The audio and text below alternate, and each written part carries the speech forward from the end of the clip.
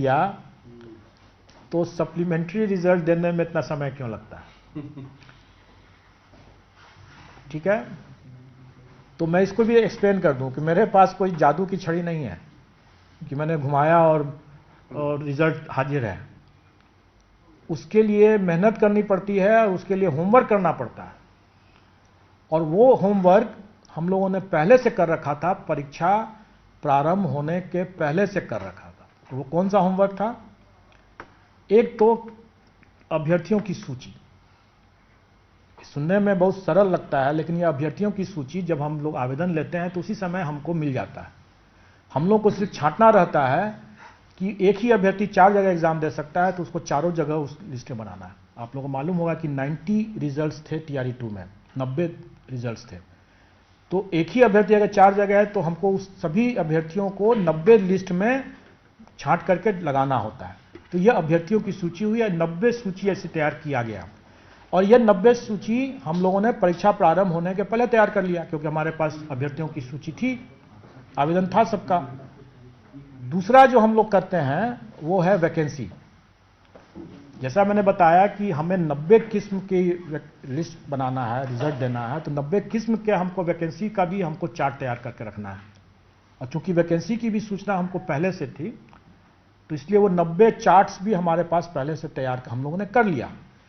इन दोनों चीज़ों को, मतलब अभ्यर्थियों की सूची और वैकेंसी का चार्ट, इसको हम लोगों ने अपने सॉफ्टवेयर में लोड कर दिया, और ये सारा काम हम लोगों ने परीक्षा प्रारंभ होने के पहले कर दिया।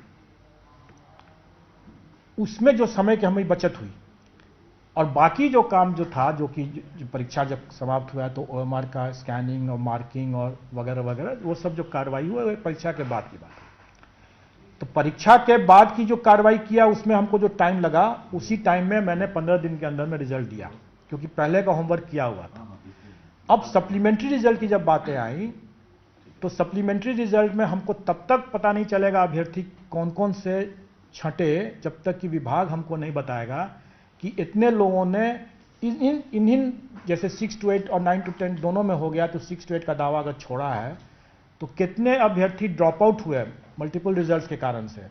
उन अभ्यर्थियों की सूची जब तक विभाग नहीं देगा, तब तक हम अभ्यर्थियों की सूची को अपडेट नहीं कर पाएंगे, और ये तभी दे पाएगा विभाग जबकि उनकी अपनी काउंसलिंग खत्म नहीं हो जाती है।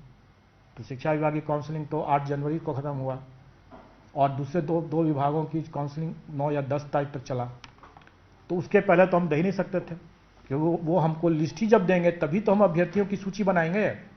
और आपको ध्यान है, जैसे मैंने बताया कि 90 रिजल्ट्स हमको बनाने हैं, मतलब कि वो सूची को उनसे सूचना लेकर के अभ्यर्थियों की सूची को अपडेट करके उसको 90 तरह से हमको सजा के रखना होगा।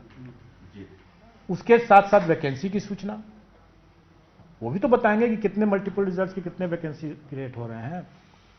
कहने का मतलब है कि जो होमवर्क हम मेन रिजल्ट बनाने में हम पहले से कर चुके थे, वो होमवर्क हम तब तक नहीं कर सकते हैं जब तक कि संबंधित विभाग हमको उसकी सूचना नहीं दे। एक ब्रेकिंग और दे दीजिए सर। 7 से 17 मार्च जो है ये परीक्षा की तिथि, होली है 25 तारीख को, 24 तारीख को टेंटेटिव मार दें हम लोग क्या? क्योंकि आपने रिकॉर्ड पिछले बार पढ़ा था